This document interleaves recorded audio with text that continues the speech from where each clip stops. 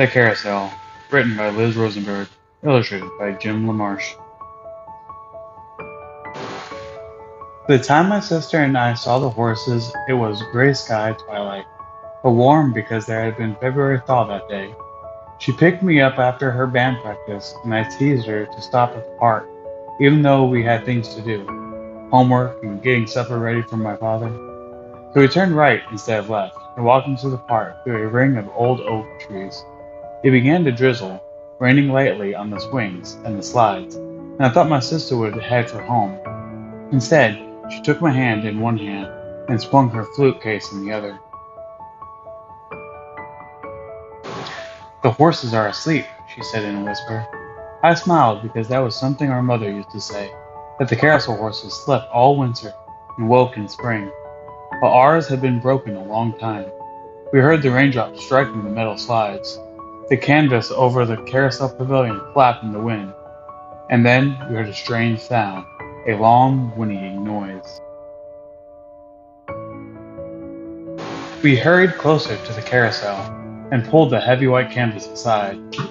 Inside, the carousel horses were moving around, flopping their hooves as live as my sister or me. Their harnesses chimed like Christmas bells. I recognized my favorite horse right away, the silvery gray mare. Whenever I rode the carousel, I raced for that mare. I knew everything about her by heart. Her red and yellow jeweled saddle and gold tassels.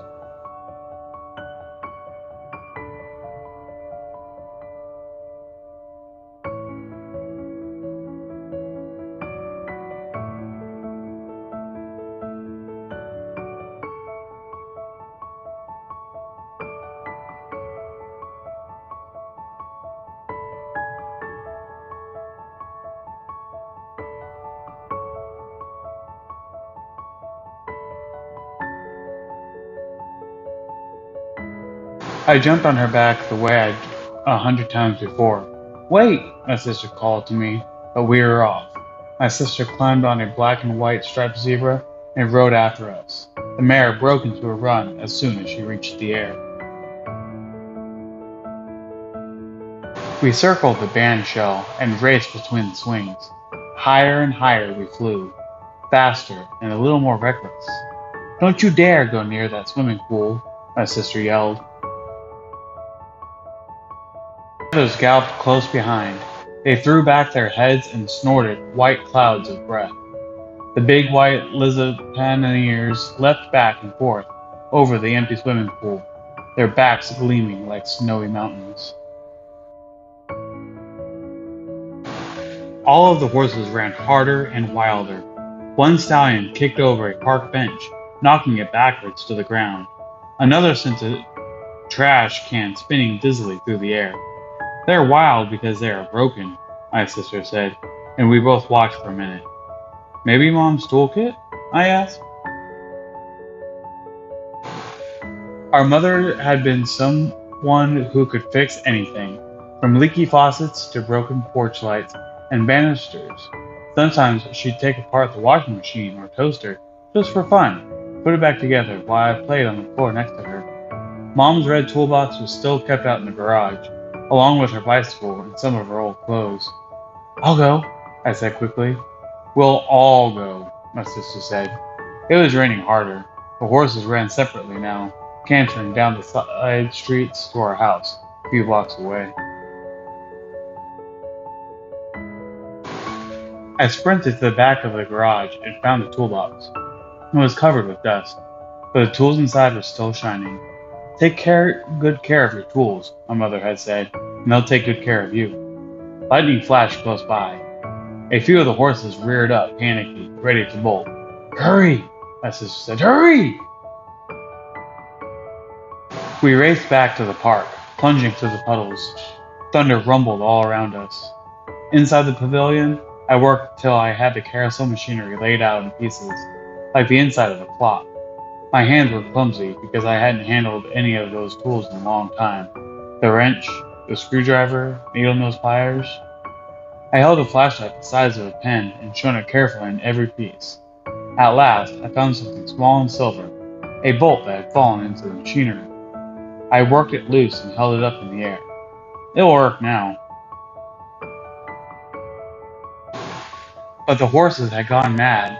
They ran wild from one swing set to the other, crashed into a wire fence.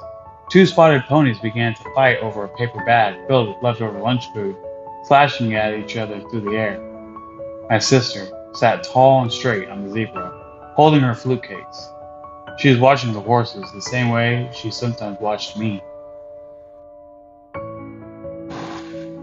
Then she took out her flute from the flute case, fitted the pieces together, and began to play. The horses slowed a little, ran in a wide circle. She played Clair de Lune, the song my mother used to play when we couldn't sleep at night. The horses moved slower and slower, almost in a dance, lifting their hooves high. One by one, they jumped up into their places on the carousel. Each knew exactly where to stand. I buried my face in the mare's silvery neck. She smelled like new mown grass and my mother's old wool coat. "Come on," my sister said, not impatiently. She hated tearful scenes. My father's car was pulling into the driveway, just as we reached the house. He got out looking tired and worried, pushing the wet hair back from his forehead. "What were you girls doing out so late?" he asked. My sister and I exchanged glances. We were soaked and shivering. "We walked to the park," she told him. His face brightened then, a little. "Your mother used to say that park was magical in the rain." He even smiled. He put up his big black umbrella, and we stood there for a moment, all three of us, safe inside the umbrella, under the shining porch light, and then we went inside. The end. That was The Carousel, narrated by Jacob Micklin.